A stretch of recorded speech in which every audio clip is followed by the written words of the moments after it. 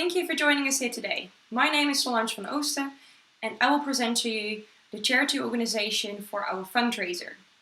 This year's organization is Doctors Without Borders. I will give you a little bit of background information on Doctors Without Borders and I will explain their highest priority at this moment. I will also explain the issue for which we would like to raise the money for. Now, Doctors Without Borders has been established in 1971 by two doctors who used to work for the Red Cross. Now, they created the Doctors Without Borders because they wanted to have their own organization, because they wanted to work anywhere in the world without restrictions. They now provide medical care regardless of gender, race, religion or political afflictions. Their main concerns at this moment are malnutrition, epidemics, help after natural disasters and help in armed conflicts. What makes Doctors Without Borders special and different than other organizations is that their teams can be on site within 48 hours. They're also impartial and independent, which means that they do not accept money from governments and they are able to help victims on both sides within a conflict. Now, their biggest concern right now is the situation in Yemen.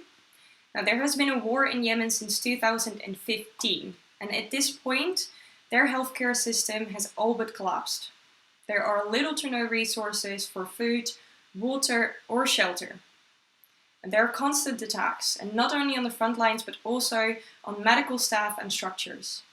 In 2018, the government in Yemen began an assault on the port of Hadidaya, which is a harbor. And this port was the main entry for the vast majority of aid going into Yemen. And since these attacks, it has been more and more difficult to get the medical care to the people in need, to the people who need the most. And without these resources, there are 8.4 million people on the brink of starvation, which is the biggest threat at this point.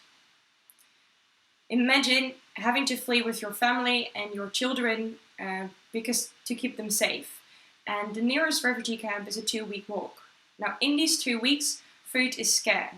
So you and your family will not be able to get enough food to keep each other healthy. So when you do finally arrive in the camp, the food that your child will get is also the food that they will unfortunately probably die from, because their stomachs will get too small if they don't eat for a long period of time. And this is the harsh reality for 1.7 million children under the age of 5.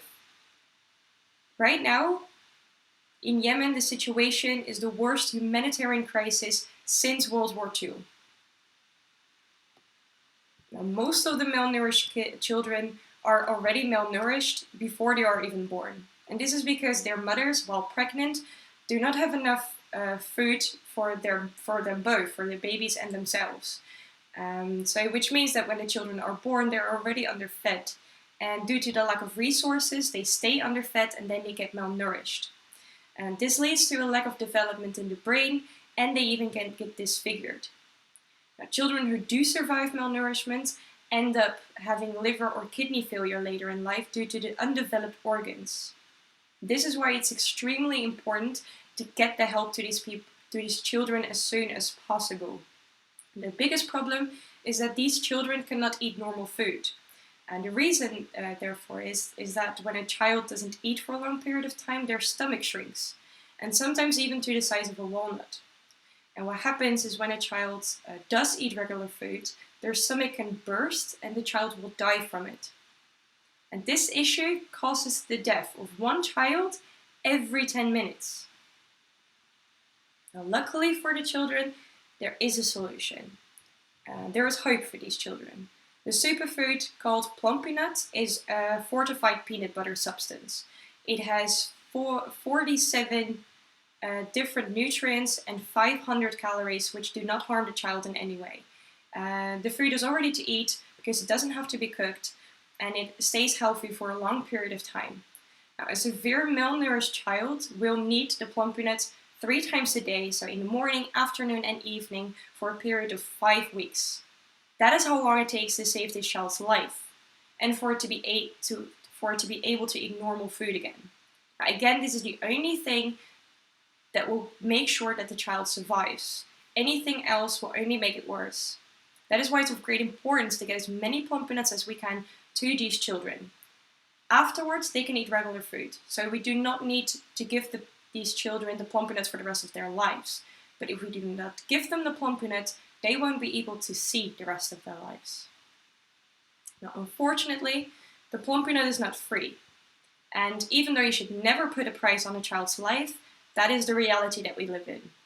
To give a child the plum nut for 5 weeks, it costs as little as 38 euros. That is how much it costs to save a child's life. Now, afterwards, we need money to support the child in order to keep it healthy, and also we need to provide information to the mothers to prevent malnutrition.